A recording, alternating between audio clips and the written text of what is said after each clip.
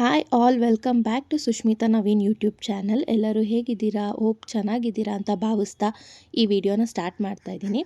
ಇನ್ನೇನು ಹಬ್ಬಗಳು ಹತ್ರ ಬರ್ತಿದ್ದಂಗೆ ಎಲ್ಲರಿಗೂ ಟೆನ್ಷನ್ನು, ಯಾವ ಥರ ಡೆಕೋರೇಷನ್ ಮಾಡಬೇಕು, ಯಾವ ಥರ ಪ್ರಿಪ್ರೇಷನ್ ಮಾಡಬೇಕು ಅನ್ನೋದೇ ತಲೆನೋವು ಆಗೋಗ್ಬಿಟ್ಟಿರುತ್ತೆ. ಅಂಥವ್ರಿಗೆ ಇದೊಂದು ಯೂಸ್ಫುಲ್ ವಿಡಿಯೋ ಅಂತಲೇ ಹೇಳ್ಬೋದು. ಯಾಕೆಂದರೆ ಇದಕ್ಕೆ ಜಾಸ್ತಿ ಸಮಯ ಏನು ತಗೊಳ್ಳೋದಿಲ್ಲ.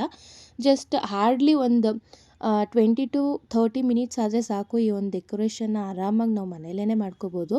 ಅದರಲ್ಲೂ ಒಂದು ಇಬ್ಬರು ಇದ್ದುಬಿಟ್ರು ಅಂತೂ ಒಂದು 15 ಮಿನಿಟ್ಸಲ್ಲೇ ಮಾಡ್ಕೊಂಬಿಡ್ಬೋದು. ಆ್ಯಂಡ್ ಜಾಸ್ತಿ ಐಟಮ್ಸ್ ಕೂಡ ಬೇಕಾಗಿಲ್ಲ ಇದಕ್ಕೆ. ಒಂದು ನಿಮಗೆ ಯಾವ ಸೈಜಲ್ಲಿ ಬೇಕೋ ಆ ಸೈಜಲ್ಲಿ ಒಂದು ಥರ್ಮೋಕೋಲ್ ಆ್ಯಂಡ್ ಇಸ್ತ್ರಿ ಎಲೆಗಳಿದ್ದರೆ ಸಾಕಾಗುತ್ತೆ. ಇನ್ಯಾವುದೇ ಥರ ಐಟಮ್ಸ್ ಬೇಕಾಗಿಲ್ಲ.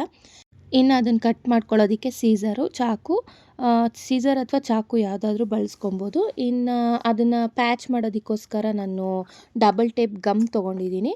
ಅದು ಬಿಟ್ಟರೆ ಮಧ್ಯ ಮಧ್ಯೆ ಚುಚ್ಚೋದಕ್ಕೆ ಇಲ್ಲ ಕಡ್ಡಿ ಇಲ್ಲ ಗುಂಡ್ಪಿನ್ ಯಾವುದಾದ್ರೂ ನೀವು ತೊಗೋಬೋದು.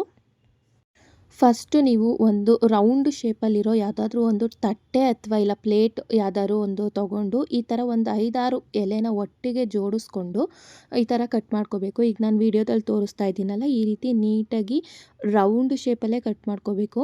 ಇನ್ ಕೇಸ್ ನೀವು ಕಟ್ ಮಾಡ್ಕೊಳ್ದೆ ಹಾಗೆ ಹಾಕ್ತೀವಿ ಅಂತ ಅಂದರೆ ಅದು ಫಿನಿಶಿಂಗ್ ಅಷ್ಟು ಚೆನ್ನಾಗಿ ಬರೋದಿಲ್ಲ. ಹಂಗಾಗಿ ನೀವು ರೌಂಡಾಗಿ ಕಟ್ ಮಾಡ್ಕೊಳ್ಳೇಬೇಕಾಗುತ್ತೆ.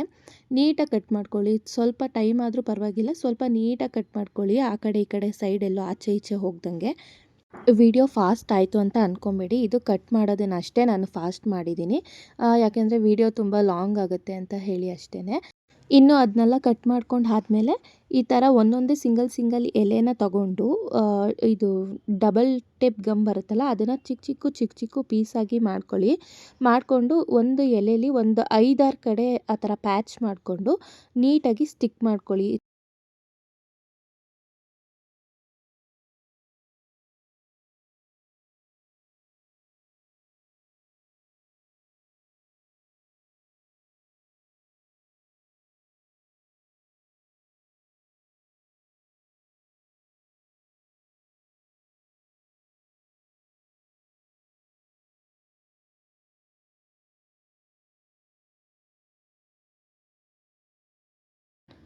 ನಾನು ಹೆಂಗೆ ಸ್ಟಿಕ್ ಮಾಡ್ಕೋತಾ ಇದ್ದೀನಿ ಅಂತ ನೀಟಾಗಿ ನೋಡ್ಕೊಳ್ಳಿ. ಈ ಥರ್ಮೋಕೋಲ್ ಏನಿದೆ ಆ ಕಡೆ ಈ ಕಡೆ ಶೇಪ್ ಕಾಣಬೇಕು. ಒಂಥರ ಯು ಶೇಪ್ ಥರ ಕಾಣಿಸ್ತಿದೆಯಾ? ಆ ಥರ ಯು ಶೇಪ್ ಥರ ಕಾಣಬೇಕು. ಆ ಥರ ಅಂಟಿಸ್ಕೊಳ್ಳಿ.